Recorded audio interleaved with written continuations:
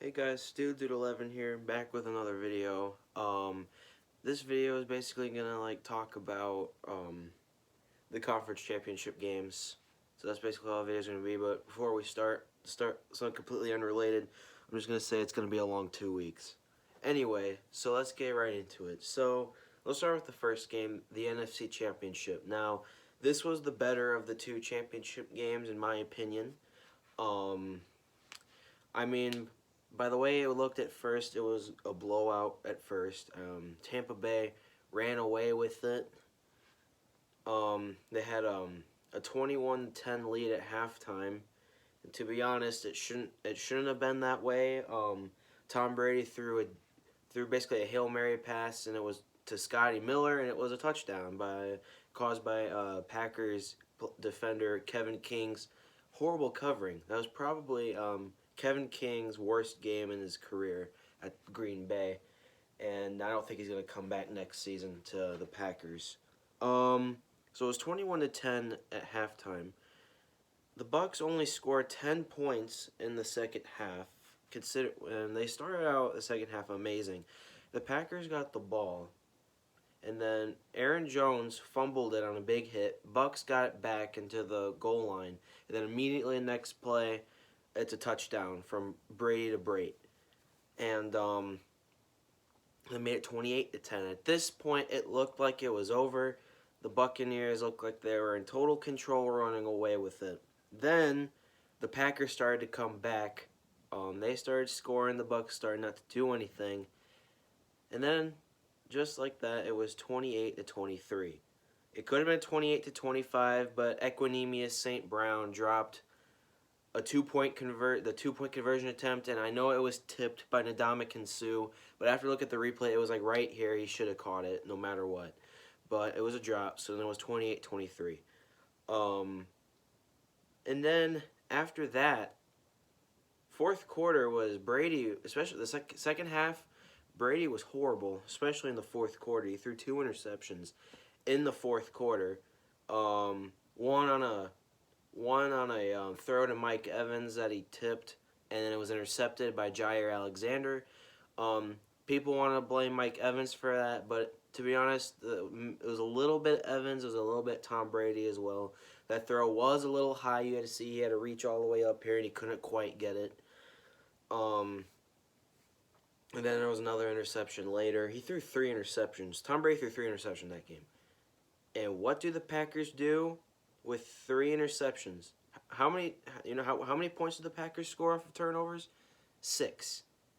The Packers only scored 6 points off of 3 turnovers, and that was a touchdown, and then they didn't get the 2-point conversion. The two interceptions Tom Brady threw in the fourth quarter, Green Bay did nothing with it. And then a little bit before a 2-minute warning, the Bucks got the ball back. Or no, let's go back. The Packers had a great drive. This is one of the most. The ending of the game was one of the most controversial endings of the season for the Packers, for multiple reasons. The Packers get into a goal situation, and they get in the red zone, and it's first and goal. Then they do nothing, and it's third and goal. Aaron Rodgers runs out a little bit, and he had plenty of room to run, and he could have got a touchdown, at least made it like fourth and goal at like the 1-yard line, so they could have tried to do a little something to get in. Instead, he doesn't run the ball, which he's done plenty of times before, and just throws it to the end zone, which ended up incomplete. So that made it fourth and goal, down by 8 with about 2 minutes left. Instead of going for the touchdown, since you're down by 8 points, they go for the field goal. For some reason, they went for the field goal, which I don't agree with that call. I don't think they should have gone for the field goal. I thought that was a dumb call on Matt LaFleur's part. It wasn't Aaron Rodgers. He came out and said he had nothing to do with that, because Aaron Rodgers does like to call a lot of the plays, but that was not him. He came out and said it wasn't him. And Mason Crosby came out and kicked the field goal and was good, so it became 31-26. Bucks get the ball back. I don't know, the Bucks returner did a dumb move. He kind of fell down before the 2-minute warning. So they basically gave the Packers a fourth timeout. So the Buccaneers in the first play get a really good play. Then it's a 2-minute warning. Then the next play they get a first down. Packers don't use a timeout. Then they jump off sides on then it's like second and something. Then they jumped off sides on purpose to make it first down since they had all three of their timeouts. So then they still had a chance to go 3 now. So it's third down and like 3rd and 9. The Packers just have to get this last stop and then they'll get the ball back, but then they won't have any timeouts. So Brady on 3rd down throws a pass to Tyler Johnson. It was incomplete. And then there was no flags for the longest time. And then like 5 seconds after the play was over, like 5 to 10 seconds after the play was over, then the flag came in. The latest flag I've ever seen on a play in my entire life. I don't think that flag should have been thrown. If you're a referee in a game, it's either you throw it, or you don't throw it. If it's like over 5 seconds after a play happened and you don't throw the flag, just don't throw it. Don't throw it late. And then they called the Packers on pass interference. Now, did Tyler Johnson flop? I think he did. I mean, there's no doubt that the Packers defender was tugging on his jersey, but that was a little minor. And then after he let go, Johnson still had control. And then I was like, did he trip over him? And looking at the replay multiple times, I just think he straight up flopped. But the refs also missed a holding call on Tristan Wirfs on that play as well. And those would have been offsetting penalties, and the Bucs would have had another play anyway. But so I don't think the referee should have thrown the flag that late. And they also missed a holding call on Tristan Wirfs. And I mean, maybe this is like karma for like the Packers saying that they get all the calls, and then they finally don't get all the calls. But then you get the Packers fans that want to say the reason why they lost is because of the referees. Now, my buddy Sam, who was in the divisional round predictions, he's not one of those fans. He knows why they really lost. And I will tell you why they really lost. 1, Kevin King. He allowed two touchdowns that shouldn't have happened because of him. And one of them was a deep Hail Mary right before halftime. 2, the Packers only scored 6 points off of 3 Tom Brady interceptions, including 2 interceptions in the fourth quarter. They did nothing with them. Absolutely nothing. 3, Aaron Rodgers decided not to run it to make it 4th and goal on like the 1-yard line, or maybe possibly could have gotten a touchdown. And 4, going for the field goal when you're down by 8 with 2 minutes left. Those are the reasons why the Packers lost the game. And for the second year in a row, the Packers lose in the NFC Championship. This is the fifth time throughout the Aaron Rodgers era at Green Bay the Packers have been in the NFC Championship. They've only won one NFC Championship with him, and that was back in 2010 when they won Super Bowl 45. Every NFC Championship game they went to after that, they lost. And the NFC Championship yesterday was the first time under Aaron Rodgers, or with Aaron Rodgers, that the Packers hosted the NFC Championship and they lost. Will they be back?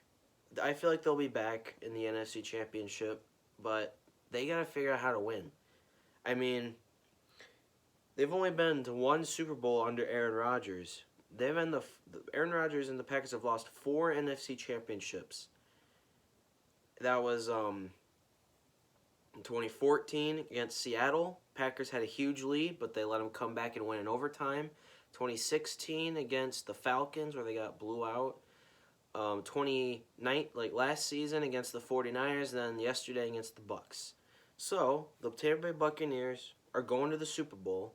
They will be the first team in NFL history to play at their home stadium in the Super Bowl. And they will be facing off against the Kansas City Chiefs. Now let's go into the AFC Championship. I was wrong about this game. I honestly thought the Bills were going to win. And by the way the game started, it looked like the Bills were going to win. They played pretty. I mean, the offense was pretty bad at first, but then they had a big break with that. Geez, I think it's like Hardman. He muffed the punt, and then they had like 1st and goal, and then they got a quick touchdown. But then they missed the PAT, so it was like 9-0. And then the Chiefs scored a crap ton of points, and then the Bills just couldn't do. The Bills defense couldn't do anything. Like Tyreek Hill and Travis Kelce was destroying the Bills. Like no one could stop those two. And then the Bills offense couldn't do anything either. Josh Allen looked off. He wasn't playing like his usual self. Stephon Diggs wasn't doing anything either. So the Buffalo Bills go home. They did have one heck of a season though. First time in the AFC Championships since 1993. It does suck for Bills fans, but there will be next year, and they'll be back. They'll be as good of a team next year as they were this year, no doubt about that. Chiefs go to the Super Bowl for the 2nd straight season. They're expected to win. For the first time in Tom Brady's career, he's the underdog in the Super Bowl. Every Super Bowl he went to with New England, they were expected to win. So Kansas City Chiefs, Tampa Bay Buccaneers, Super Bowl 55 on February 7th, 6:30 p.m. on CBS. So now I'll give my Super Bowl predictions, and a lot of you are probably going to laugh at me, but I'm picking the Buccaneers. Because a lot of people, and the main reason is because of Tom Brady. A lot of people, every time people doubt Tom Brady in the Super Bowl, he'll always come out and win. They doubted him in Super Bowl 53, saying they were going to lose, and then they won. Doubted him in Super Bowl 51, especially after the Falcons had that 28-3 win, let it come back, and they won. He's been doubted multiple times in the Super Bowl before, and he's going to be doubted on the next Sunday, and they'll be out strong. And also, they're at home. The majority of the fans, of what fans will be there, limited attendance, of course, will be Bucs fans. Their team is playing at their home stadium. Of course they'll want to be there. It would be a bigger deal if coronavirus wasn't happening and the stadium could be jam-packed. But a nice thing that the NFL is doing, that they gave a crap ton of vaccinated healthcare workers free tickets to the Super Bowl. So they can go to the Super Bowl, don't have to pay anything. So that's pretty cool. So I'm picking the Bucs to win a close one. I'll do what I do for the Super Bowl every year. I'll watch it, turn it off when halftime comes on, and then when the game goes back on, turn it back on, and then hopefully it'll be a great Super Bowl. Super Bowl 54 was pretty entertaining to watch. Definitely Super Bowl 52. Super Bowl 53, probably the worst Super Bowl in NFL history, because both teams absolutely sucked. There was only 16 points scored. Rams didn't even score a single touchdown. The first touchdown wasn't scored until the 4th quarter. Anyway, so that's it for this video. Sorry, Bills fans. Sorry, Packers fans. Bills fans, they weren't a match. Bills, you weren't a match for the Chiefs. Packers, you made terrible decisions in the game, and that led to your loss. But you know what they say. There's always next season. I'm a Steelers fan. I know that by now. But thank you guys for watching this video. If you liked it, give it a thumbs up. Subscribe if you're not already. And I'll see you next time. Goodbye.